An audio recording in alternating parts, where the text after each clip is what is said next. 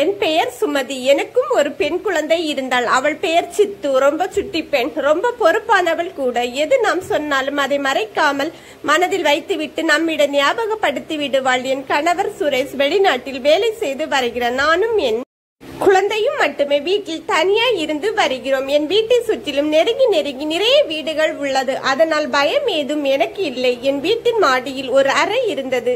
அதில் தேவையில்லாத பொருட்கள் இருந்தன. அதில் ஒரு பழைய கட்டில் ஒன்று கிடந்தது. அறையின் உள்ளே ஒரு பாத்ரூம் இருந்தது. ஒரு குடும்பம் வசிப்பதற்கு ஏற்ப அந்த அறை கட்டப்பட்டு இருந்தது. எங்களுக்கு இப்போது அந்த அறை தேவையில்லை என்பதால் எப்போதும் அது பூட்டியே இருக்கும். என் கணவருடன் பிறந்தவர்கள் 2 தங்கைகள். மூத்த பையனின் கணவர் தான். சிறு வயது முதலே என் கணவர் விடுமுறை நாட்களில் வேலைக்கு சென்றுதான் படித்து இருக்கிறார். கஷ்டப்பட்டு இரவு பகல் பாராது உழைத்து பொறியியல் படிப்பு படித்து முடித்து இருக்கிறார். இவர் நன்றாக படிப்பதால் ஒரு கம்பெனியில் தேர்வு ஆகி கை நிறைய சம்பளம் வாங்கி வருகிறார். தங்கைகளை நன்றாக படிக்க வைத்தார் என் கணவர். அவரது மூத்த தங்கைக்கு திருமணம் பார்க்க தொடங்கி இருக்கின்றனர். அவளோ தனக்கு அரசு துறையில் உள்ள மாப்பிள்ளை தான் வேண்டும் என்று கேட்டு இருக்கிறாள்.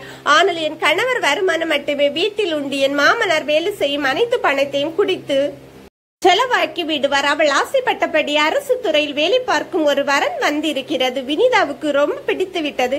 மாப்பிள்ளைக்கும் பொண்ணை பிடித்து விட்டது. என் கணவரின் தகுதிக்கு மீறி வரதட்சணை கேட்டு இருக்கிறார்கள். 100 பவுன் நகை கையில், ரொக்கம் 10 லட்சம், ஒரு கார் என்று என் கணவரோ தங்கையின் விருப்பப்படி கடன் வாங்கி எல்லா சீரும் செய்து திருமணத்தை சிறப்பாக நடத்தி வைத்தார். 1 வருடத்தில் அனிதாவுக்கு குழந்தை பிறந்தது. எல்லா சீர்வரிசையும் செய்து முடித்தார். இப்போது அனிதாவின் திருமண கடன் எல்லாம் கொஞ்சம் கொஞ்சமாய் தீர்ந்து வந்தது. இப்போது வினிதா முதுகலை படிப்பை படிக்க கல்லூரிக்கு வந்தார். நானும் அவளுடன் படித்தேன். இருவரும் நெருங்கிய தோழிகள் ஆனோம். அவள் சுரேஷை பற்றி அடிக்கடி சொல்லிக் கொண்டே இருப்பாள். அவனை பார்க்காமல் என் மனதில் காதல் வளர்ந்தது. நான் எங்கள் வீட்டில் ஒரே செல்ல பெண். ரொம்ப வசதியான வீட்டில் பிறந்தவள். என் வீட்டில் போய் சுரேஷை பற்றி சொன்னேன். அவர்களும் அவனை விசாரித்து பார்த்துவிட்டு திருமணத்திற்கு சரி என்று சொன்னார்கள். என்னுடைய திருமணம் சிறப்பாய் நடந்தது. இப்போது வனிதா செயலில் மாற்றம் தெரிந்தது. நான் என் கணவரிடம் சொல்லி அவளுக்கு மாப்பிள்ளை பார்க்க சொன்னேன். அவள நான் ஒருவனை காதலித்து வருவதாய் சொன்னாள். சரி, அவள் விருப்பப்படியே மாப்பிள்ளை வீட்டில் பேச போன.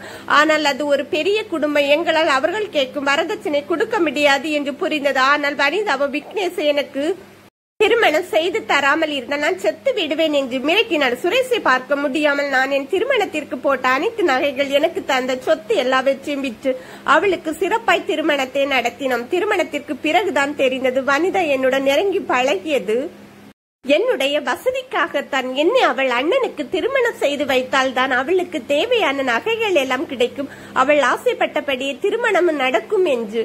இதை தெரிந்த நான் வனிதா இப்படிப்பட்டவளாய் என்று அவளுடன் இப்போது பேசுவதையே தவிர்த்து விட்டேன்.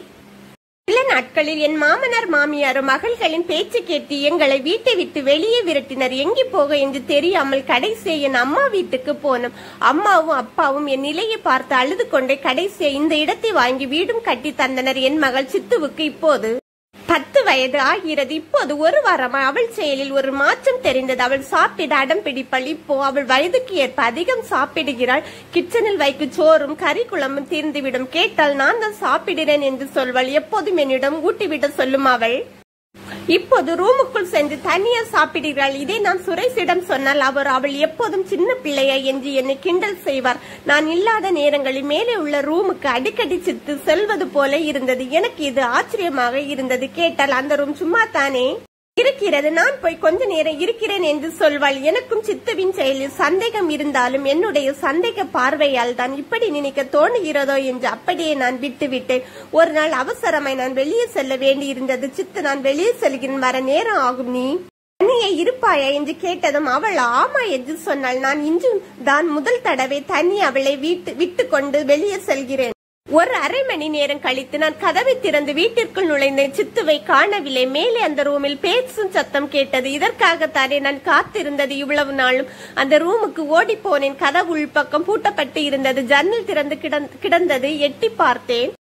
1 நிமிடம் அப்படியே நின்று விட்டேன். உள்ளே அவர்கள் பேசிக்கொண்டு இருந்தனர். எங்களை மன்னித்து விடு பேத்தி, நாங்கள் உன் அம்மா அப்பாவுக்கு செய்த பாவந்தாம் எங்களை நடுத்தெருவில் நிற்க வைத்தது என்று அழுதார்கள்.